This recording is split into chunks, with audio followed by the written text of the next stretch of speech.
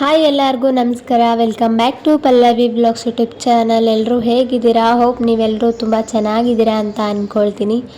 ನಾನು ಕೂಡ ತುಂಬಾ ಚೆನ್ನಾಗಿದ್ದೀನಿ. ವಿಡಿಯೋನ ಪೂರ್ತಿಯಾಗಿ ನೋಡಿ. ವಿಡಿಯೋ ಇಷ್ಟ ಆಗಿದ್ದರೆ ಪ್ಲೀಸ್ ಒಂದು ಲೈಕ್, ಶೇರ್, ಕಮೆಂಟ್ ಆಗಿ ನನ್ನ ಚಾನಲ್ನ ಇನ್ನೂ ಯಾರ್ಯಾರು ಸಬ್ಸ್ಕ್ರೈಬ್ ಮಾಡ್ಕೊಂಡಿಲ್ವೋ ಪ್ಲೀಸ್ ಸಬ್ಸ್ಕ್ರೈಬ್ ಮಾಡಿಕೊಂಡು ವಿಡಿಯೋ ನೋಡಿ ಅಂತ ಹೇಳ್ತಾ ಇವತ್ತಿನ ವಿಡಿಯೋನ ಸ್ಟಾರ್ಟ್ ಮಾಡ್ತಾಯಿದ್ದೀನಿ. ಇದು ಸೋಮವಾರದ ಈವ್ನಿಂಗ್ ವ್ಲಾಗ್. ಇದು ಸೋಮವಾರ ಈವ್ನಿಂಗ್ ನಾವು ಬೆಳಿಗ್ಗೆನೇ ಕಡಲೆನ ಹರ್ಕೊಂಡು ಬಂದಿದ್ವಿ ಅಲ್ವಾ ಹೊಲದಿಂದ, ಅದನ್ನು ಇವಾಗ ಹುರ್ಕೊತಿದ್ದೀನಿ ಹಂಚಿನಲ್ಲಿ ಹಾಕ್ಕೊಂಡು. ಮೊದಲಿಗೆ ಕಡಲೆ ಗಿಡದಿಂದ ಚೆನ್ನಾಗಿ ಬಿಡಿಸ್ಕೊಂಡು ಒಂದು ಹಂಚ್ ಮೇಲೆ ಇಟ್ಕೊಂಡು ಒಲೆ ಮೇಲೆ ಸುಟ್ಕೊಳ್ತಾ ಇದ್ದೀವಿ, ಅಂದರೆ ಹುರ್ಕೊತಿದ್ವಿ. ಒಲೆ ಮೇಲೆ ಹುರ್ಕೊಂಡ್ರೆ ಟೇಸ್ಟ್ ತುಂಬಾ ಚೆನ್ನಾಗಿರುತ್ತೆ ಅಂತ ಹೇಳಿ ಅದೇ ರೀತಿಯೇ ಹುರ್ಕೊಂಡು ಅದ್ರ ಸಿಪ್ಪೆ ಬಿಡಿಸಿ ತಿಂದರೆ ಆಯಿತು, ತುಂಬಾ ಚೆನ್ನಾಗಿರುತ್ತೆ. ನೀವು ಕೂಡ ಒಂದ್ಸಲ ಈ ರೀತಿ ಕಡಲೆನ ಹುರ್ಕೊಂಡು ತಿಂದು ನೋಡಿ ಹೇಗಿತ್ತು ಅಂತ ಕಾಮೆಂಟ್ ಬಾಕ್ಸಲ್ಲಿ ಕಮೆಂಟ್ ಮಾಡಿ. ಹಾಗೆ ಮಂಗಳವಾರ ಬೆಳಿಗ್ಗೆ ವ್ಲಾಗ್ನ ಕಂಟಿನ್ಯೂ ಮಾಡಿದೆ. ಹಾಗೆಯೇ ಜಾತ್ರೆ ಇತ್ತು ಅಂತ ಹೇಳಿದೆ ಅಲ್ವಾ, ಅದೇ ಇವಾಗ ನಮ್ಮ ಆಂಟಿ, ನನ್ನ ತಂಗಿ ಎಲ್ಲನೂ ಕೂಡ ರೆಡಿಯಾಗಿ ಜಾತ್ರೆಗೆ ಹೋದ್ವಿ. ಜಾತ್ರೆಗೆ ಹೋಗಿ ಮೊದಲು ಎಲ್ಲ ವಸ್ತುಗಳನ್ನು ತೇರು ಎಳೆಯೋದಕ್ಕೆ ಸ್ವಲ್ಪ ಟೈಮ್ ಬೇಕಿತ್ತು. ತೇರಂತೂ ಸಾಯಂಕಾಲ ಎಳೀತಿತ್ತು. ಅದಕ್ಕೇ ಎಲ್ಲ ಶಾಪಿಂಗ್ ಮಾಡ್ಕೊಳ್ಳೋಣ, ಜಾತ್ರೆಯಲ್ಲಿ ಏನು ಬೇಕೋ ಅದನ್ನೆಲ್ಲನೂ ಕೂಡ ತೊಗೊಳ್ಳೋಣ. ಮತ್ತು ಜೋಕಾಲಿ ಅದನ್ನೆಲ್ಲನೂ ಕೂಡ ಹಾಕಿದ್ರು, ಯಾವುದಾದ್ರೂ ಆಡೋಂಗಿದ್ರೆ ಆಡೋಣ ಅಂತಂದು ಮೊದಲು ಜಾತ್ರೆನ ಮಾಡ್ಕೊಳ್ಳೋಣ ಅಂದ್ಕೊಂಡು ಇವಾಗ ಎಲ್ಲ ಜಾತ್ರೆನೂ ಕೂಡ ಮಾಡ್ತಾಯಿದ್ದೀವಿ.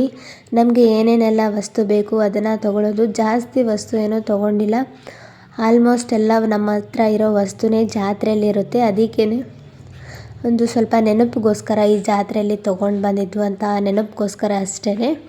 ನನಗೆ ಏನೇನು ಬೇಕೋ ಅದನ್ನೆಲ್ಲನೂ ಕೂಡ ತೊಗೊಂಡು, ಹಾಗೆ ಬಿಸಿಲು ಜಾಸ್ತಿ ಇತ್ತು ಅಂತ ಕಬ್ಬಿನ ಹಾಲನ್ನ ತೊಗೊಂಡು ಕಬ್ಬಿನ ಹಾಲನ್ನು ಕೂಡ ಕುಡಿದ್ವಿ. ಇನ್ನು ಈವ್ನಿಂಗ್ ಅನ್ನೋಷ್ಟರಲ್ಲಿ ತೇರು ಕೂಡ ಎಳೀತು.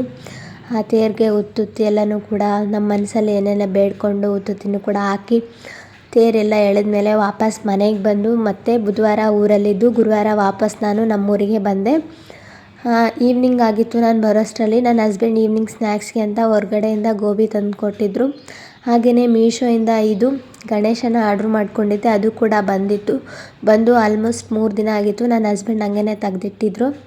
ಅದನ್ನೇ ಇವಾಗ ಗೋಡೆಗೆ ಹ್ಯಾಂಗ್ ಮಾಡ್ಕೊಳ್ಳೋಣ ಅಂದ್ಕೊಂಡು ಎಲ್ಲನೂ ಕೂಡ ಓಪನ್ ಮಾಡಿಕೊಂಡೆ. ನನ್ನ ಹಸ್ಬೆಂಡ್ ನಾನು ವೀಡಿಯೋ ಮಾಡ್ಕೊತೀನಿ ಅಂತ ಅವರು ಓಪನ್ ಮಾಡಿಟ್ಟಿದ್ರು, ಅಂದರೆ ಪೂರ್ತಿ ಏನು ಓಪನ್ ಮಾಡಿರಲಿಲ್ಲ.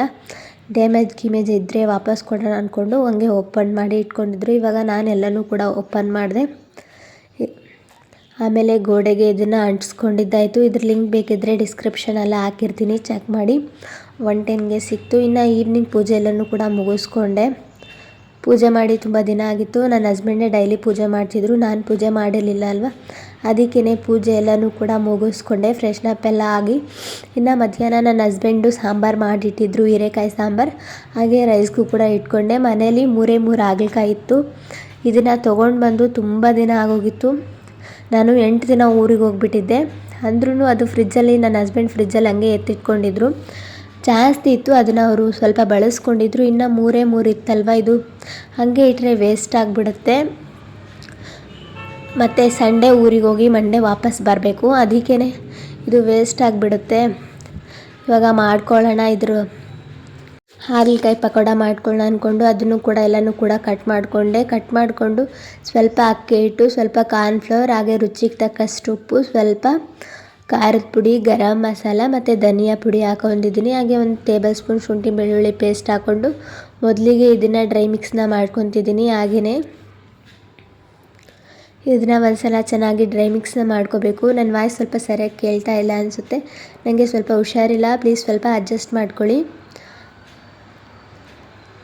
ಇದರ ಒಂದ್ಸಲ ಡ್ರೈ ಮಿಕ್ಸ್ನ ಮಾಡಿಕೊಂಡು ಆಮೇಲೆ ಸ್ವಲ್ಪ ನೀರನ್ನು ಹಾಕ್ಕೊತಿದ್ದೀನಿ, ಕಲಿಸ್ಕೊಂಡು ಆಮೇಲೆ ಸ್ವಲ್ಪ ಕಡಲೆಬೇಳೆ ಹಿಟ್ಟನ್ನ ಹಾಕ್ಕೊತಿದ್ದೀನಿ. 1 ಟೇಬಲ್ ಸ್ಪೂನ್ ಮೊದಲಿಗೆ ಹಾಕಬೇಕಾಗಿತ್ತು, ಸ್ವಲ್ಪ ನನಗೆ ಮರ್ತೋಗಿತ್ತು, ಆಮೇಲೆ ನೆನಪಾಯಿತು. ಅದಕ್ಕೇ ಆಮೇಲೆ ಅರ್ಧ ಟೇಬಲ್ ಸ್ಪೂನ್ ಅಥವಾ 1 ಟೇಬಲ್ ಸ್ಪೂನ್ ಕಡಲೆಬೇಳೆ ಹಿಟ್ಟನ್ನ ಹಾಕ್ಕೊಂಡು ಇದನ್ನು ಇನ್ನೂ ಒಂದು ಸಲ ಚೆನ್ನಾಗಿ ಕಲಸಿ ಸೈಡಲ್ಲಿ ಎತ್ತಿಟ್ಕೊಂಡೆ. ಹಾಗೆಯೇ ಸ್ವಲ್ಪ ಎಣ್ಣೆನೂ ಕೂಡ ಸೈಡಲ್ಲಿ ಕಾಯಲಿಕ್ಕೆ ಇಟ್ಕೊಂಡಿದ್ದೆ. ಆ ಎಣ್ಣೆ ಕೂಡ ಇವಾಗ ಚೆನ್ನಾಗಿ ಕಾದಿತ್ತು. ಇವಾಗ ಒಂದೊಂದಾಗಿ ಹಾಗಲಕಾಯಿ ಪಕೋಡನ ಎಣ್ಣೆಗೆ ಹಾಕ್ಕೊತಿದ್ದೀನಿ. ಎಣ್ಣೆಗೆ ಹಾಕ್ಕೊಂಡು ಇದನ್ನು ಕ್ರಿಸ್ಪಿಯಾಗಿ ಆಗೋ ತನಕ ಚೆನ್ನಾಗಿ ಫ್ರೈ ಮಾಡ್ಕೋಬೇಕು. ಹಾಗಲಕಾಯಿ ಪಕೋಡ ಅಂತೂ ತುಂಬಾ ಚೆನ್ನಾಗಿರುತ್ತೆ. ನನ್ನ ಹಸ್ಬೆಂಡ್ ಅನ್ನ ಸಾಂಬಾರಿದೆ, ಸೈಡ್ ಡಿಶ್ ಏನಾದರೂ ಮಾಡು ಅಂತ ಹೇಳಿದ್ರು. ಅದಕ್ಕೇ ಹಾಗಲಕಾಯಿ ಇತ್ತು, ಮತ್ತು ಅದನ್ನು ಬಿಟ್ಟರೆ ಕೆಟ್ಟೋಗಿಬಿಡುತ್ತೆ, ಹಣ್ಣಾಗೋ ಚಾನ್ಸಸ್ ಇರುತ್ತೆ ಅಂತ ಹೇಳಿ ಮಾಡ್ಕೊತಿದ್ದೀನಿ. ಆಲ್ರೆಡಿ ಒಂದು ಅಷ್ಟು ಹಣ್ಣಾಗಿದ್ದಿಲ್ಲ, ಸ್ವಲ್ಪ ಹಣ್ಣಾಗಿತ್ತು, ನಡೆಯುತ್ತೆ ಆ ಥರ ಹಾಕ್ಕೊಂಡ್ರೆ. ಇವಾಗ ಇದು ಕ್ರಿಸ್ಪಿಯಾಗಿ ಆಗಿದೆ, ನೋಡ್ತಾ ಇರ್ಬೋದು. ಚೆನ್ನಾಗಿ ಕ್ರಿಸ್ಪಿ ಆಗೋ ತನಕ ಇದನ್ನು ಫ್ರೈ ಮಾಡ್ಕೊಂಡಿದ್ದೀನಿ. ಫ್ರೈ ಮಾಡಿಕೊಂಡು ಒಂದು ಈ ಥರ ಪುಟ್ಟಿಯಲ್ಲಿ ತೆಗೆದು ಇಟ್ಕೊಂಡೆ. ಇನ್ನು ಮಿಕ್ಕಿರೋದು ಇರುತ್ತೆ ಅಲ್ವಾ, ಹಾಗಲಕಾಯಿ ಕಲಿಸ್ಕೊಂಡು ಇಟ್ಕೊಂಡಿರ್ತೀನಲ್ವ, ಅದನ್ನು ಕೂಡ ಇವಾಗ ಇದೇ ಎಣ್ಣೆಗೆ ಹಾಕ್ಕೊಂಡು ಅದನ್ನು ಕೂಡ ಚೆನ್ನಾಗಿ ಕರ್ಕೊತಿದ್ದೀನಿ. ಈ ಥರ ಎಣ್ಣೆಯಲ್ಲಿ ಹಾಕ್ಕೊಂಡು ಚೆನ್ನಾಗಿ ಡೀಪ್ ಫ್ರೈ ಮಾಡಿಕೊಂಡ್ರೆ ಹಾಗಲಕಾಯಿ ಪಕೋಡ ಅಥವಾ ಹಾಗಲಕಾಯಿ ಚಿಪ್ಸ್ ರೆಡಿಯಾಗಿರುತ್ತೆ. ತುಂಬಾ ಚೆನ್ನಾಗಿರುತ್ತೆ ಅನ್ನ ಸಾಂಬಾರು ಜೊತೆ. ನೀವು ಕೂಡ ಒಂದ್ಸಲ ಟ್ರೈ ಮಾಡಿ. ಹಾಗೆಯೇ ಈ ಪುಟ್ಟ ವ್ಲಾಗ್ ನಿಮಗೆ ಇಷ್ಟ ಆಗಿದ್ದರೆ ಲೈಕ್, ಶೇರ್, ಕಮೆಂಟಾಗಿ ಸಬ್ಸ್ಕ್ರೈಬ್ ಮಾಡ್ಕೊಳ್ಳಿ. Thank you.